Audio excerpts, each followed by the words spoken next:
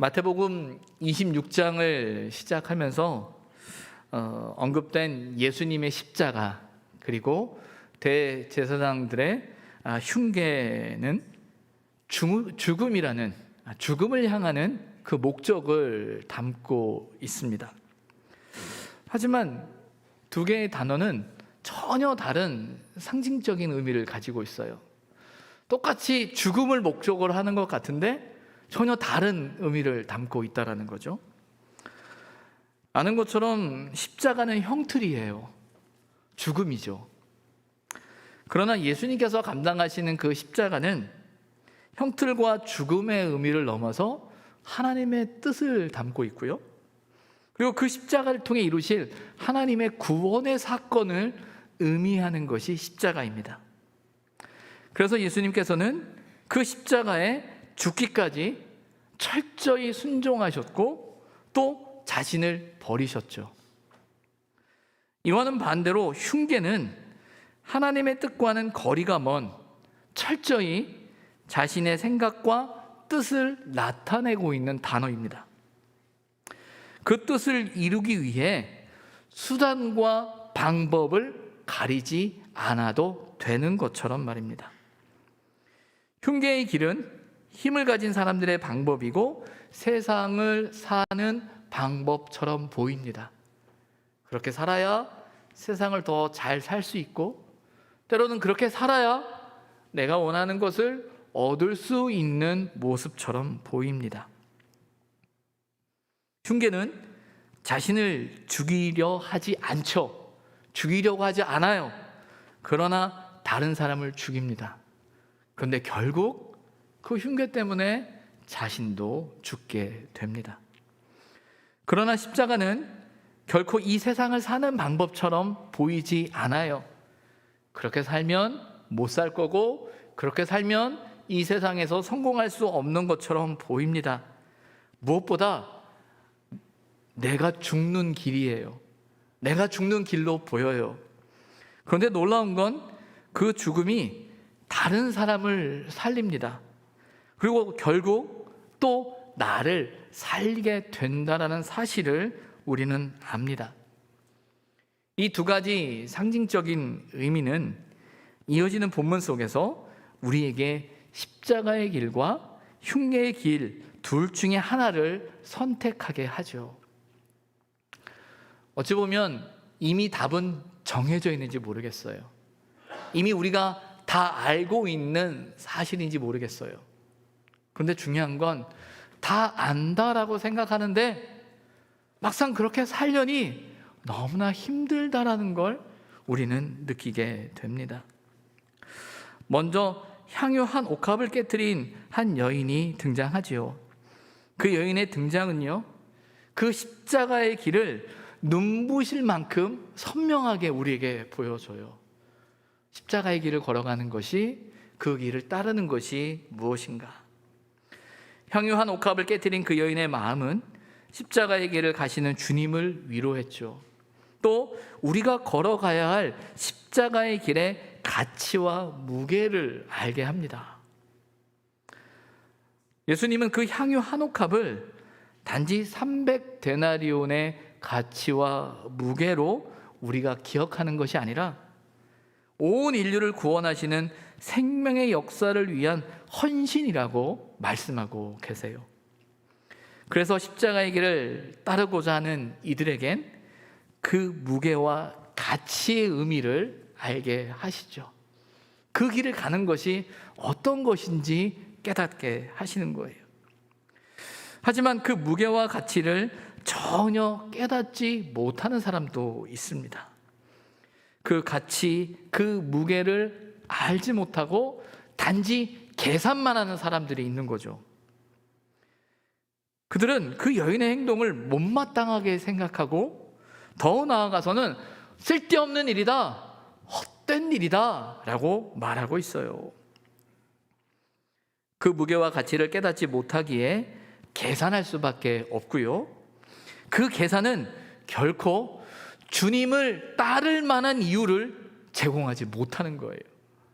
그 계산을 해서 그래, 주님을 따라야 되는구나 라는 판단에 이르러야 되는데 그 계산은 결코 그 판단에 이르게 하지 못한다라는 겁니다. 오늘 본문엔 바로 그런 사람들의 이야기가 등장합니다.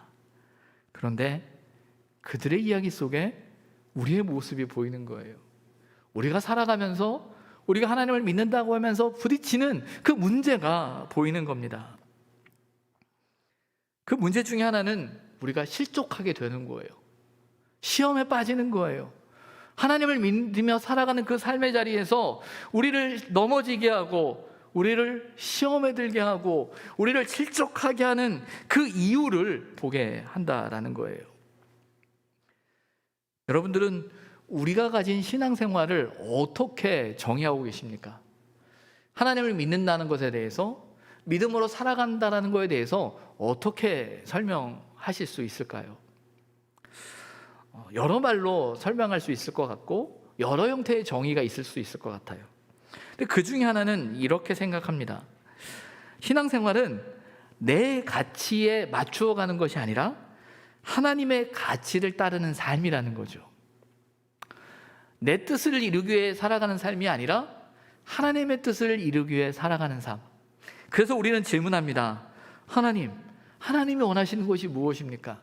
하나님의 뜻이 무엇입니까? 라고 질문하게 되고 그 질문 속에서 우리의 생각을 비우고 하나님의 뜻을 채워가는 거죠. 근데 문제는 이것이 신앙생활이라고 우리가 고백하고 정의해도 살아가는 삶 속에서 우리의 생각을 잘 비우지 못해요. 우리의 뜻을 잘 비우지 못해요. 왜 그럴까? 무엇이 문제일까? 그 첫 번째 이유가 가룟 유다의 모습에 나타납니다. 본문 14절부터 16절까지 이어지는 이 말씀 속엔 그 가룟 유다의 선택의 이야기가 나오죠. 가룟 유다는 안타깝게도 다른 방향을 정한 것 같아요. 예수님이 아니라 대제사장들을 향하고 있습니다. 대제사장들은 예수님을 죽이기 위해 흉계를 꾸미는 사람들이에요. 가룟 유다는 그 사실을 너무나 잘 알고 있어요. 그런데 그 가룟 유다가 그들에게 간 겁니다. 그들과 흥정을 하고 있습니다. 그리고 그들이 제시한 은 30을 받아 들었습니다. 본문에 등장하는 대제사장들은요, 세상의 힘과 권세를 상징해요. 그 힘을 통해 자신의 일을 이룰 수 있는 사람들처럼 보입니다. 그래서 그들은 십자가의 방향이 아니라 흉계의 방향을 정하기도 하고 다른 길을 선택하기도 하죠. 가룟 유다가 선택한 그 다른 길은 예수님을 넘겨주는 거예요. 그런데 오늘 본문에 보게 되면 이렇게 말하죠.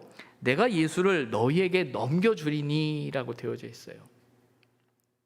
이 넘겨준다라는 이 말은요, 헬라어로 파라디도미라는 단어예요. 근데 이 단어의 뜻은 뭐냐면 항복하다, 포기하다, 맡기다 라는 의미를 가지고 있어요. 항복하다, 포기하다, 맡기다. 이 단어의 해석, 단어의 뜻으로만 본다면 이 단어는 아주 신앙적인 용어로 우리는 이해되어질 수 있어요. 왜냐하면 신앙생활은 하나님 앞에 항복하는 것이고 하나님 앞에 내 자신을 내려놓는 것이고 하나님 앞에 맡기는 거잖아요. 그런데 중요한 건 오늘 본문에서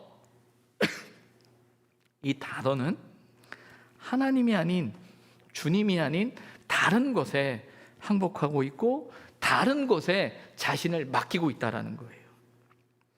갈라디아서 2장 20절에 보면 이런 표현이 나와요. 내가 그리스도와 함께 십자가에 못 박혔나니 그런즉 이제는 내가 사는 것이 아니요 오직 내 안에 그리스도께서 사시는 것이라. 이제 내가 육체 가운데 사는 것은 나를 사랑하사 나를 위하여 자기 자신을 버리신 하나님의 아들을 믿는 믿음 안에서 사는 것이라. 여기서 자기 자신을 버리신이라는 단어가 바로 이 파라디돔이라는 단어예요. 예수님께서는 자신을 버리시고 우리를 구원하셨죠. 사도 바울은 그 주님을 따르겠다라고 고백하고 있는 거예요. 그런데 가룟 유다는 그 주님이 아닌 다른 곳에 그의 마음을 그리고 주님을 넘겨주겠다라고 말하고 있는 것입니다. 그가 살아오던, 그가 살고자 했던, 그가 생각했던 그 무언가를 포기하고 있는 거죠. 본문에 은 30을 달아주었다라고 되어져 있어요. 은 30이라는 말은 마태복음에만, 이 사복음서 중에서 마태복음에만 언급되어지는 말입니다. 마태는 예수님의 순환이 구약 예언의 성취라고 보는 사람이었어요. 그래서 이미 이 메시아 주님이 가시는 이 길은 구약의 예언자들을 통해서 예언되어진 것이고 그분이 오심을 통해서 이 예언이 성취되어지는 과정이다라고 이야기하고 있는 것이 마태복음이에요.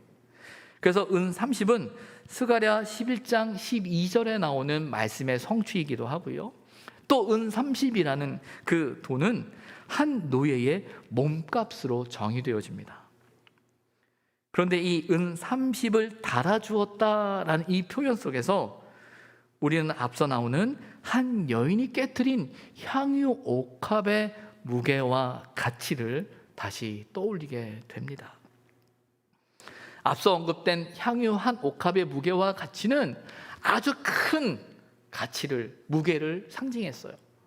근데 여기서 나오는 은 30의 가치는요, 얼마 되지 않은 값을 의미하는 거예요.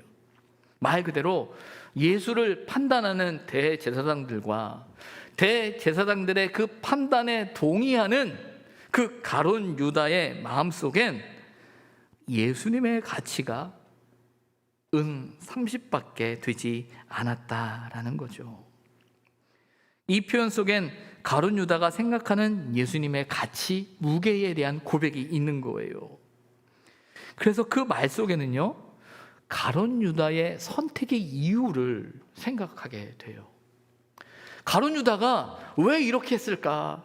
왜 이런 결정을 했을까라는 거예요. 왜 예수를 팔아 넘겼을까? 왜 이 선택을 해야 했을까라는 겁니다. 성경에는 정확하게 그 이유를 설명하지는 않아요. 가룟 유다가 무엇 때문에 이 일을 했는가 말하지 않습니다. 하지만 성경을 보다 보면 여러 곳에서 그 표현들이 나오는데 그 중에 하나는 뭐냐면 사탄이 그에게 들어갔다라는 거예요. 사탄이 가룟 유다의 마음을 사로잡았다라는 표현이 많이 나와요. 누가복음 22장 3절에 열둘 중에 하나인 가룟신이라 부르는 유다에게 사탄이 들어갔다라고 되어 있고요. 요한복음 6장 70절에 보게 되면 너희 중에 한 사람은 마귀다. 제자들을 택하는 그 과정 안에서 요한은 그 중에 하나가 마귀였다라고 기록해 놓는 거예요. 또 요한복음 13장 2절에 이렇게 말하죠. 마귀가 벌써 시몬의 아들 가룟 유다의 마음에 예수를 팔려는 생각을 넣었다. 사탄이, 마귀가 유다의 마음속에 들어가서 그 일을 벌렸다라고 설명하는 것 같습니다. 또 그가 가진 물질적인 욕심이라고 또 설명도 해요. 요한복음 12장 6절에 나오는데 그는 돈꾀를 맡은 사람이라고 말하고 그는 도둑이다라고 말을 해요.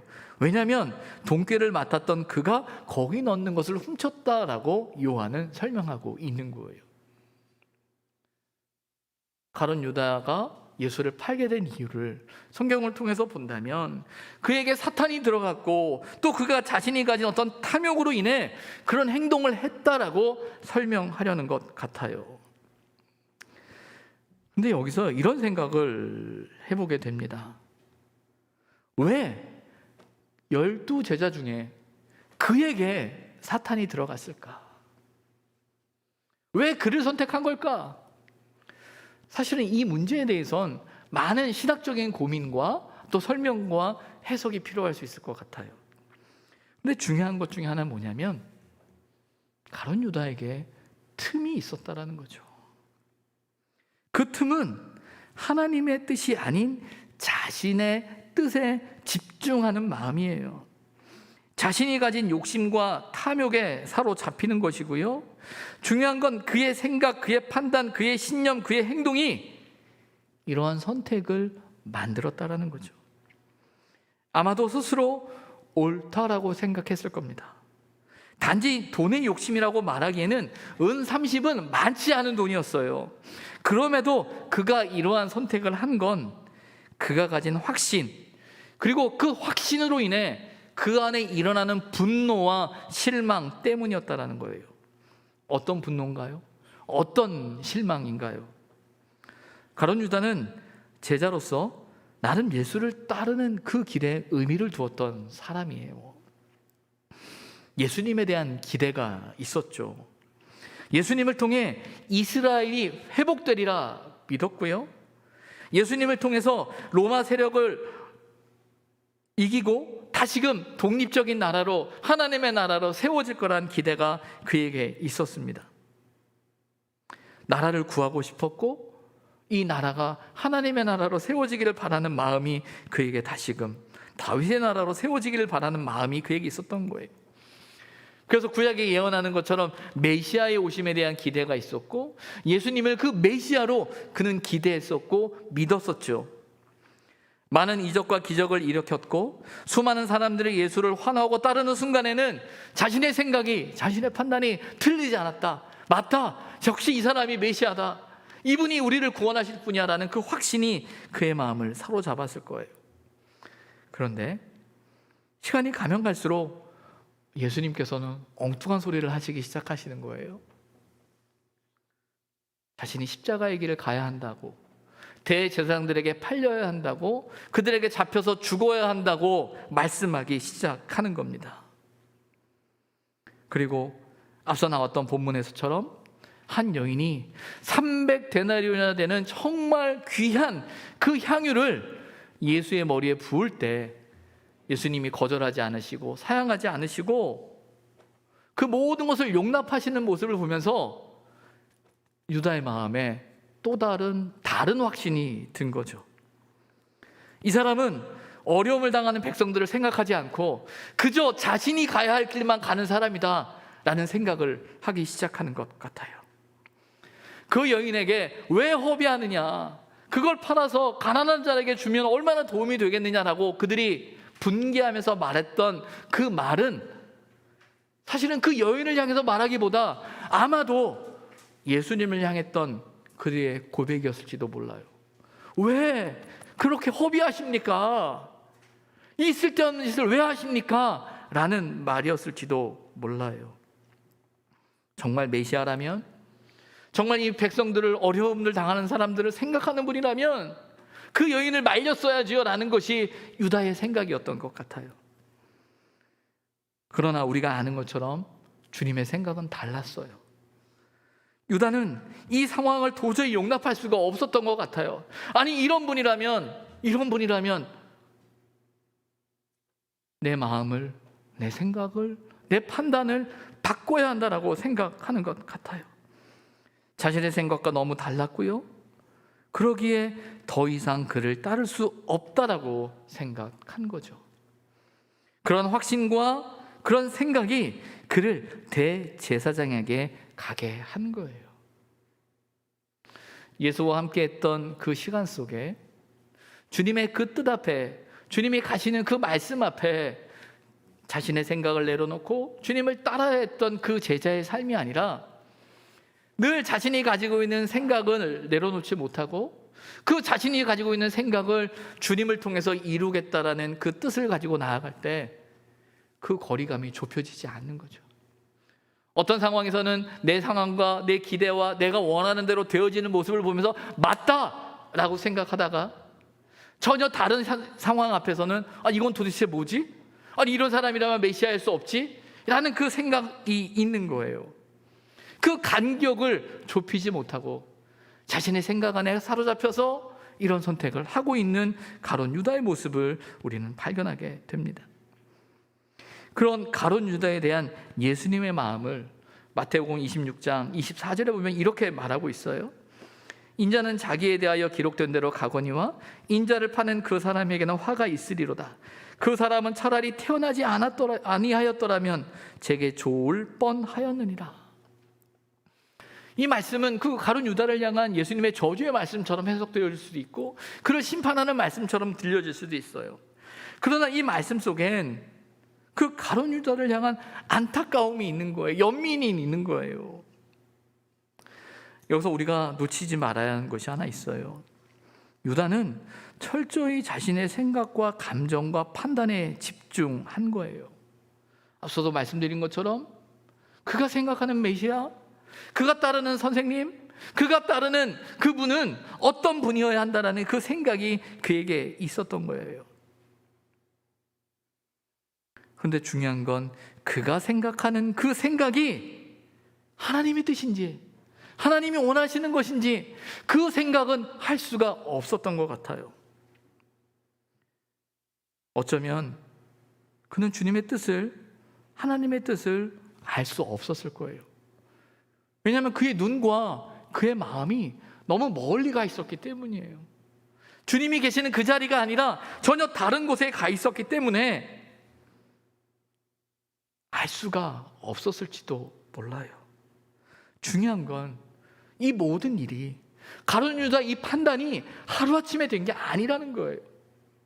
그의 생각 속에, 그의 삶 속에, 그가 끊임없이 해왔던 반복되어졌던 그 무엇 속에 그 결과에 이르게 된 상황인 거죠. 예수님은 이런 유다의 모습이 안타까우셨을 거예요. 왜 그렇게 생각을 하지? 왜 그렇게밖에 생각할 수 없을까? 왜 그 생각 안에 갇혀 살까? 왜 그 생각 안에 머물러 살까? 왜 그 생각으로 스스로 죽어야 할까?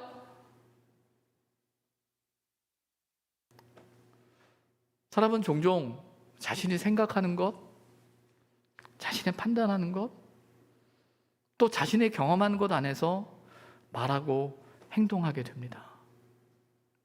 우리가 스스로를 늘 점검하고 스스로를 늘 언제나 한 번쯤 확인해야 되는 건 내가 반복적으로 하고 있는 그 일들이 나도 모르는 사이에 나를 만들어간다는 사실을 우리가 생각해야 하는 거예요.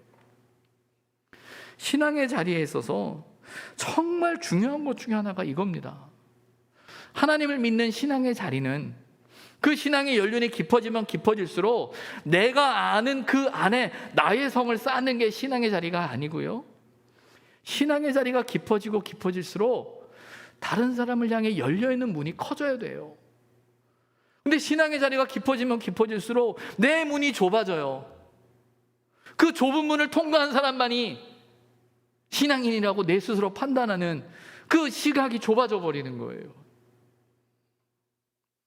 유다는 누구보다도 확신해, 누구보다도 메시아를 기다리고 누구보다도 메시아는 이런 사람이어야 된다는 생각에 갇혀있던 사람이었어요.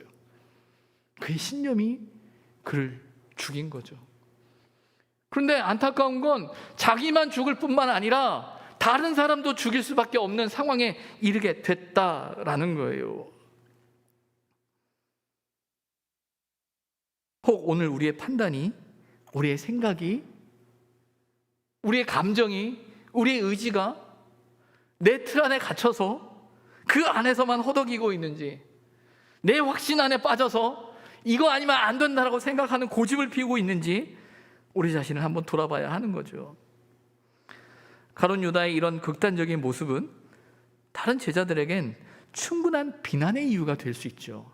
아니, 어떻게 그럴 수 있어? 하지만 주님은 다른 제자들을 향해서도 말씀하세요. 다른 제자들도 생각은 다르겠죠. 생각은 다르지만 그들의 선택은 같았어요. 그렇게 선택할 수밖에 없음을 말씀하고 계시는 거예요. 사복음서를 읽다 보면 예수님이 십자가에 달리시기 전에 마지막 만찬의 장면들이 다 나옵니다. 사복음서가 똑같이 나오는 장면이에요. 여러분, 마지막 만찬, 마지막 그 목요일 저녁 밤 하면 뭐 어떤 이야기가, 어떤 사건이 여러분 떠오르십니까? 요한복음을 읽으신 분들은 예수님께서 제자들의 발을 씻기시는 장면, 그리고 그 제자들을 향해서 서로 사랑하라는 그 말씀, 그래서 아주 희망차고 소망이 있는 뭔가 아름다운 그 장면을 머리에 떠올릴지 모르겠어요. 하지만 그 이야기는 요한복음에만 나와요. 마태, 마가, 누가 똑같이 나오는 말은 뭐냐면 제자들이 나를 버리고 떠난다는 거예요. 제자들의 배신의 이야기가 나와요. 누군가 여기는 한 사람이 날 배신할 거라는 이야기가 나와요. 여러분, 그 분위기가 좋겠습니까? 그 분위기가 얼마나 침울하겠어요? 예수님께서 곧 이제 잡혀 죽으신다라는 말씀뿐만 아니라 3년 동안 늘 함께했던 제자들 중에서 한 사람이 자기를 판다라고 하는 것뿐만 아니라 너희들이 다 날 버릴 거다라고 말하는데 이 분위기를 어떻게 수습할 수 있겠어요? 31절 말씀이죠. 예수께서 제자들에게 이렇게 말씀하십니다. 오늘 밤에 너희가 다 나를 버리리라.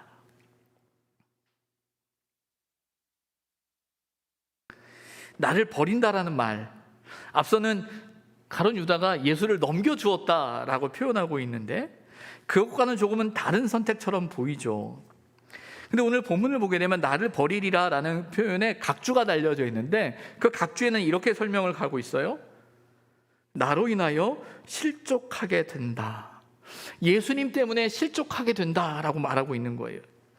이 말은 예수님 때문에 큰 혼란과 갈등을 겪게 될 것이고 그 혼란과 갈등 속에서 그들이 자신을 버리게 될 거다라고 말하고 있는 거예요.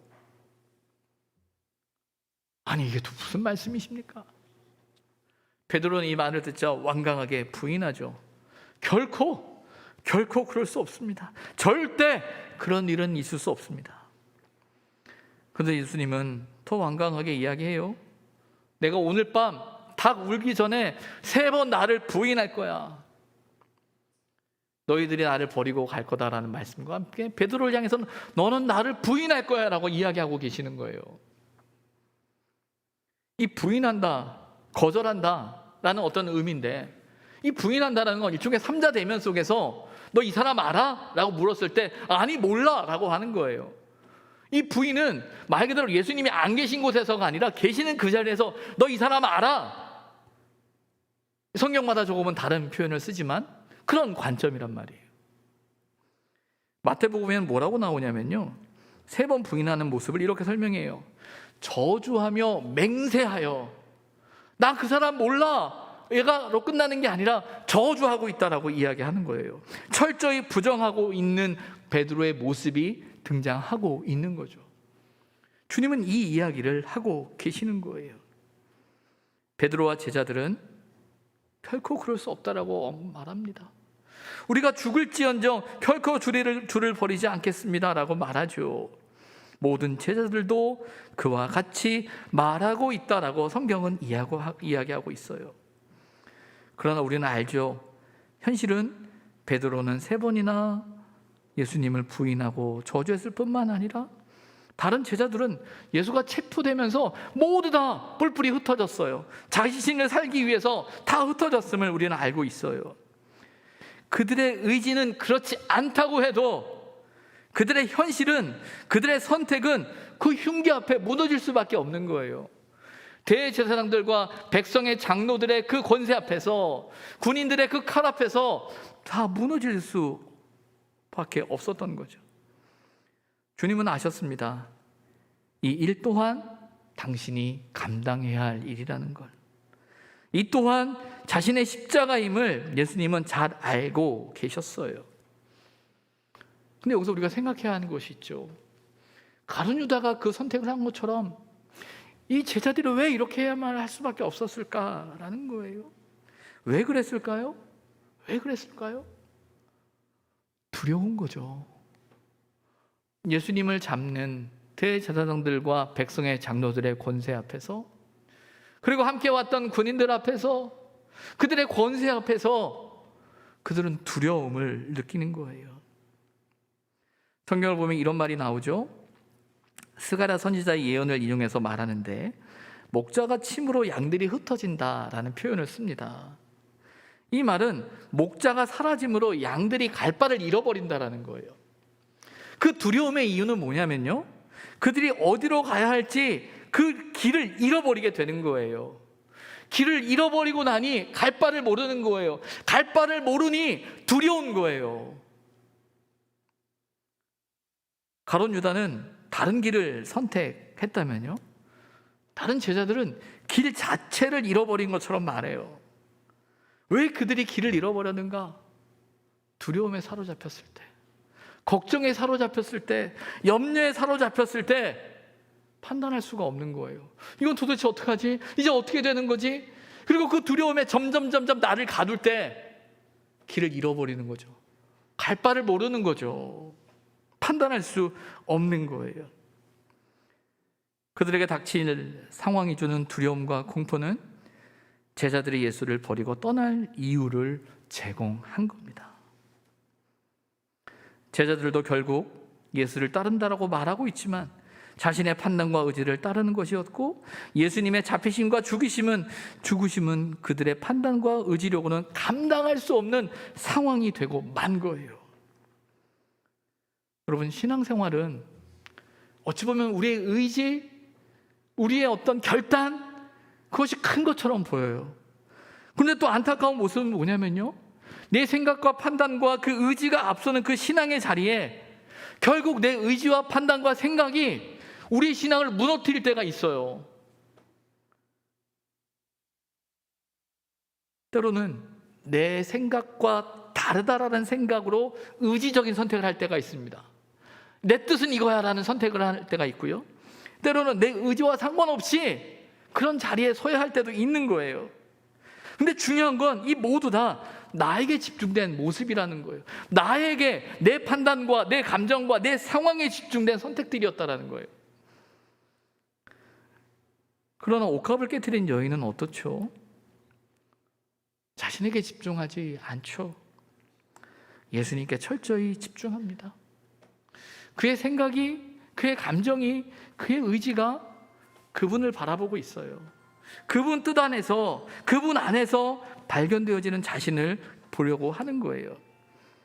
예수님께 집중될 때 그 옥합을 깨트릴 수 있었던 겁니다. 근데 제자들은 예수님과 누구보다 가까이 있는 사람이었어요. 예수님께 집중하지 못하고 있었어요. 예수님께 뿌리를 두기보다 늘 한 다리는 다른 곳에 있는 것 같아요. 기회만 되면 그 발을 빼려는 사람들인 것 같다라는 거예요. 중요한 건 이 모든 걸 주님은 아셨다라는 거죠. 주님께서 이 말씀을 하시면서 너희가 어떻게 그럴 수 있어? 아니, 내가 너희들과 어떻게 시간을 보내는데 네가 나를 배신할 수 있어? 아니, 너희들이 날 버릴 수 있어? 라고 말씀하시는 것이 아니라 이 모든 것 또한 자신이 감당해야 할 그 길이라는 것을 말씀하시고 오늘 말씀하시며 그렇게 십자가를 지고자 하시는 그 과정 중에 있는 거죠. 우리는 이런 모습 앞에서 그 제자들의 선택을 생각하게 됩니다. 그러면 예수님께서 그런 제자들의 선택을 수용하시고 받으시고 인정하고 당신이 가야 할 길로 하셨던 거라면 그럼 우리도 그런 선택을 할 수 있네? 라는 생각을 해야 될 것인가? 우리는 어떤 대답이 필요할까요? 맞아요. 베드로처럼 우리는 절대 그들과 같을 수 없습니다. 우리는 절대 그렇게 하지 않을 겁니다. 라고 말하고 싶은 게 솔직한 마음이에요. 아마 여러분들도 그럴 겁니다. 그런데 그렇게 말은 할 수 있겠는데 그걸 지킬 자신이 없네요. 나는 가룟 유다랑 다를까? 나는 그 제자들과 다를까? 나는 그 베드로와 다를까? 제자들이 넘어진 이유가 뭔가요? 제자들이 실족하는 이유가 뭔가요? 자기 생각과 다르다라는 사실 앞에서 주님의 뜻을 따르기보다 자기 생각에 집중한 나머지 가룟 유다는 그 일을 선택하게 되는 거고요. 자신에게 주어진 그 상황 앞에서 두렵다라는 그 두려움이 그 모든 일을 결정하게 된다라는 걸 우리는 보게 되는 거죠. 여러분은 어떻습니까? 우리는 어떻습니까? 요즘 우리의 마음을 흔들고 우리가 때로는 이 신앙의 문제 때문에 고민하는 그 고민의 자리에 정말 무엇이 문제일까요? 내 뜻대로, 내 생각대로, 아니 내 뜻대로 내 생각대로란 그런 어떤 이기적인 표현은 빼고 내가 얼마나 기도했는데, 내가 얼마나 간절히 기도했는데, 내가 얼마나 하나님의 뜻을 구하려고 애썼는데 어떻게 이렇게 되지? 라는 그 생각이 우리를 좌절시키고 실망시키지는 않습니까? 때로는 우리가 어떤 상황에서 갖는 이 두려움 앞에서, 어쩔 수 없는 두려움이라는 그 상황 앞에서 우리는 두려움에 사로잡혀서 우리는 또 힘들어하지는 않습니까? 성경에는 두려워하지 말라라고 말씀하시죠. 하지만 여러분, 우리는 두려워할 수밖에 없는 존재예요. 두려워하지 말라라는 말씀을 아는데 두려워할 수밖에 없는 존재예요. 그래서 우리는 두려움을 인정해야 합니다. 그런데 그 두려움 앞에서, 그 두려움이 하나님이 원하시는 그 길이 아닌 다른 길을 가야 할 이유와 명분을 제시하려고 한다면, 그렇게 나를 설득하려 한다면 힘들어도 잠시 멈춰야 돼요. 잠시 멈춰야 돼요. 고민해야 돼요. 두려움을 무시하거나, 왜 넌 두려워해? 아니, 너는 믿음이 없어서 그래. 아니에요. 두려울 수 있어요. 두려워요. 하지만 그 두려움이 우리를 넘어지게 하는 이유는 되지 않았으면 좋겠어요. 코로나의 시간을 보내면서 한 22개월 된 것 같아요. 다 각자가 이제 온라인 예배로 예배를 드리시면서 열심히 예배 드리려고 애쓰고 수고하신 거 잘 압니다. 너무 감사하고 너무 고맙고, 또 하나님께서 우리 교회 가운데 또 교우들에게 은혜를 주시고 또 함께하게 해주셔서 너무 감사하다는 생각을 가져요. 그런데 많은 분들이 그 자리를 지켜가고 애써가지만 오래된 시간 앞에서 그 마음을 잃어버린 분들이 있어요. 다는 할 수 없지만 자신 스스로 기대했던 어떤 상황 앞에서 자신의 생각과 다른 어떤 상황이 신앙을 떠나는 이유가 되기도 하고, 때로는 자신이 가지고 있던 어떤 그 두려움이 하나님을 떠나는 이유로 작동하는 그런 모습을 볼 때 안타까움이 있어요. 어찌 보면 혼자라는 그 시간이 그 선택을, 그 결정을 더 쉽게 가능하게 했을지도 모르겠어요. 우리가 힘들지만 그래도 함께 더 모여야 되고, 힘들지만 서로를 조금 더 살펴야 되겠다라고 생각하는 건 바로 그거예요. 어느 교회를 나가느냐 안 나가느냐의 문제가 아니라 신앙인으로서 하나님을 믿고 의지하며 살아가는 그 믿음의 자리를 우리가 생각하는 어떤 생각 때문에, 우리가 판단하는 어떤 판단 때문에, 때로는 우리가 생각하는 어떤 두려움 때문에 그 신앙과 그 믿음을 내려놓을 이유가 된다면 그건 아니라는 거예요. 주님은 때로는 우리의 연약한 선택을, 우리의 두려움을 아시고 그 두려움 때문에 그 십자가에 달려 죽으셨어요. 그 죽으심은 우리의 두려움조차도, 우리의 때로는 잘못된 선택조차도 그 십자가 앞에서 다시금 회복될 수 있는 이유임을, 가능성을 보여주고 계시는 거예요. 이제 우리가 다시 시작하잖아요. 시간이 더 걸릴 수 있겠죠. 늘 함께 하셨던 분들이 늘 그 옆에 앉는 거 오랜 시간이 걸릴 수 있어요. 그러나 중요한 건 우리의 믿음이 우리의 생각과 판단으로 인해서 흔들리지 않았으면 좋겠어요. 우리가 가야 할 그 길이 이건 아니야 라는 우리의 생각 안에서 방법으로, 고집으로 흔들리지 않았으면 좋겠어요. 상황 앞에서 우리는 고민해야 될 거고, 하나님의 뜻을 구하고, 힘들지만 나 혼자는 못해도 우리가 함께 할 때 할 수 있습니다. 하나님의 말씀 앞에서 그 말씀 위에 굳게 서서 하나님의 뜻을 하나씩 하나씩 다시금 찾아가고 이루어갈 수 있는 그 은혜가 저와 여러분 가운데 있기를 주님의 이름으로 부탁을 드립니다. 기도하겠습니다.